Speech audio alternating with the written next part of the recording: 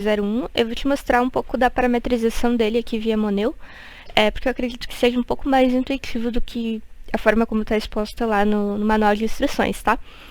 Basicamente, então, o Moneo ele é o nosso software de parametrização, de organização, de visualização de dados em IO-Link. Claro, ele tem várias licenças, mas eu vou mostrar aqui para você hoje só em relação à parametrização mesmo do sensor, tá? A gente começa aqui, então, em relação à identificação. Então, aqui teriam os dados do sensor. Eu não estou com o sensor realmente conectado aqui, tá? Na verdade, o Moneo, ele me deixa pegar uma folha de dados aqui de um dispositivo, né? Eu busquei aqui, eu achei ele, e ele me deixa visualizar qual que seria a parametrização do dispositivo. Então, isso é muito interessante. Então, basicamente, aqui nós temos a identificação do sensor, né? Ele não vai me mostrar nenhum serial number e nenhuma revisão, porque não tem um sensor realmente conectado. Mas ele me traria essas informações se eu tivesse uma unidade aqui. Aqui ele vai ter algumas informações, né, do nome dele, o vendor, que é a IFM. O IO-Link é uma comunicação que, na verdade, ela foi formada a partir de um consórcio, no qual a IFM fez parte. Hoje, a maior parte dos nossos sensores, né, das nossas linhas, elas já vem com IO-Link de fábrica. Então, pra gente é muito importante, né, e a gente está aqui identificado dessa forma. Em relação aqui, né, já a identificação aqui do que a gente pode alterar como parâmetro, nós temos o campo de tag, né, que no caso seria assim, dar um nome para o dispositivo, identificar ele de alguma forma. Né, se é um cliente que às vezes trabalha com vários dispositivos conectados, é interessante que ele consiga diferenciar um do outro, né. Então, daria pra gente fazer né, colocar aqui um valor, alguma informação para poder destacar. Em relação aos parâmetros agora, nós temos o filter angle. É interessante que eu especifique para você que todas essas informações que tem aqui, elas são de fábrica, tá? Como o sensor chegou aí para você, é o que está aqui. E todas essas informações a gente também tem lá no nosso manual. Só que elas estão escritas de uma forma um pouco diferente. Mas todas as parametrizações, possíveis opções que você pode escolher, tem tudo aqui. Mas voltando, então, aqui para prevenir, né, às vezes a aplicação tem algum problema com vibrações e tal, e aqui é um filtro, né, que busca suprimir um pouco desse comportamento. Então, de fábrica, ele já vem com essa supressão aqui, né, de 0 a 5 Hz, mas ele pode, né, suprimir até 10 Hz. Você pode deixar ele em off, ou, né, colocar aqui uma supressão um pouco menor, um pouco maior, enfim. É uma das alterações que você pode fazer. No caso aqui do algoritmo de ângulo, é uma alteração um pouco mais complexa, tá? Porque, basicamente, um inclinômetro, né, um sensor de inclinação, ele pode ter várias aplicações. E algumas dessas aplicações, elas têm diferentes formas de se associar aos ângulos que são utilizados. Tem diferentes referências, no caso. Então, de fábrica, ele vem perpendicular, que é aquela referência que a gente já conhece ali em relação ao vetor de gravitação. Mas aqui você pode selecionar, né, outras referências, que seriam Euler, Gimbal X, Gimbal Y. As diferenças né, estão aqui destacadas no manual, em relação a perpendicular, Euler, Gimbal XY, que são mais em relação a rotações, levam em consideração outras inclinações, outros planos. E é interessante porque o nosso manual ele traz, inclusive, uma comparação entre essas funções. Então, por exemplo, aqui nós temos várias escavadeiras, elas estão em ângulos diferentes, né?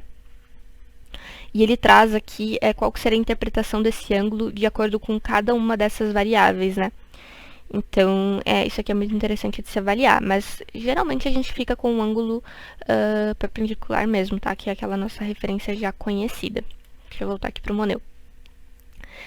Nós temos a nossa referência em relação ao quadrante, a correção de quadrante, né? Para fazer uma correção até 180 graus. É um ajuste para medição mesmo, para o ângulo de medição. De fábrica, ele vem mais ou menos 180 graus, que é o que você tem aí. A referência e o zero, a gente consegue ensinar de acordo com o tilt também, tá? Que é, no caso, você posicionar o sensor ali e falar, esse é o zero. ou esse aqui é a minha referência, esse é o meu sistema de referência. Mas é um pouco mais complicado também, né? Então, isso aqui também não é em relação ao seu sinal, né? O 420, a saída analógica. Na verdade, tem um tick específico para isso que a gente vai comentar daqui a pouco. Mas, se você quiser mudar o seu sistema de referência angular, você também consegue fazer com base no tick. Em relação já às configurações das saídas aqui, aquelas configurações básicas, né, de alteração da polaridade, PNP ou NPN, ele já vem, né, em PNP. Em relação ao formato, né, da sua saída analógica, ele já vem, né, 4 a 20 mA, né, em corrente, mas dá para você alterar para tensão também, que seria 2 a 10 volts.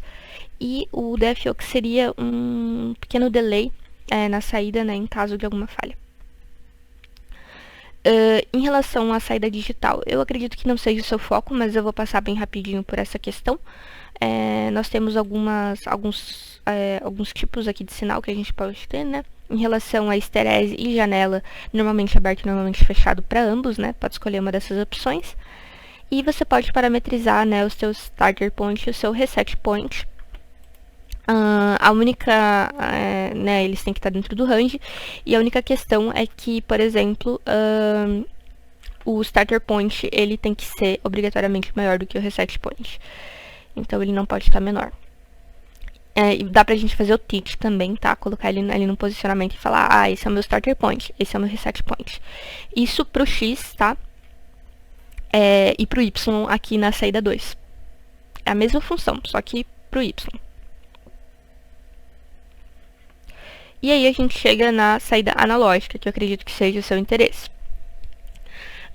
Em relação ao sinal aqui, né, você pode parametrizar igualmente em relação ao que estava lá em cima, né, só que a diferença é que você vai ter o seu 4 e o seu 20, né, no caso de você colocar em I lá, mas no seu caso ele já vai estar, né, porque ele já vem de fábrica em I. A configuração de fábrica dele é de menos 45 a 45 graus, o 4 a 20, né?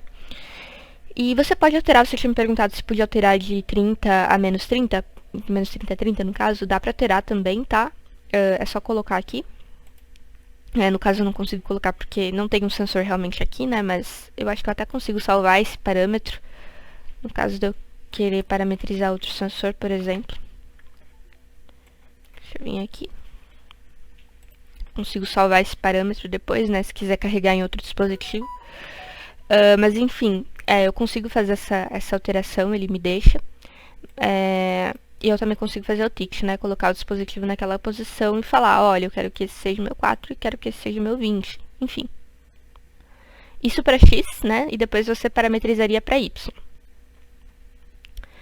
Tem até indicação aqui, ó, ângulo Y, ângulo X.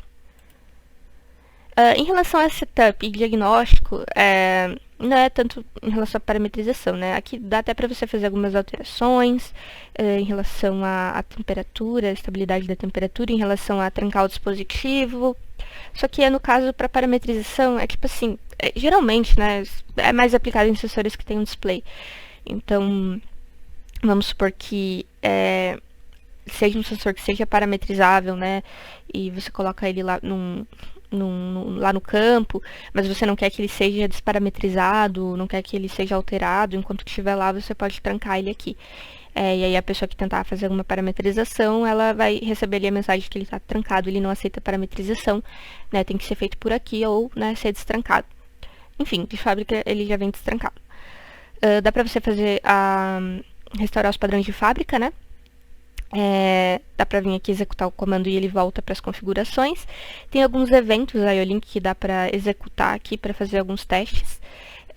E aqui é em relação ao diagnóstico, né? De temperatura, heating power, dá pra fazer um self-test, depois visualizar o resultado aqui.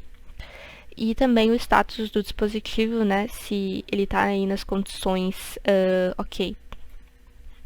E aqui seriam uma lista, na verdade, de eventos possíveis que teriam acontecido com o dispositivo.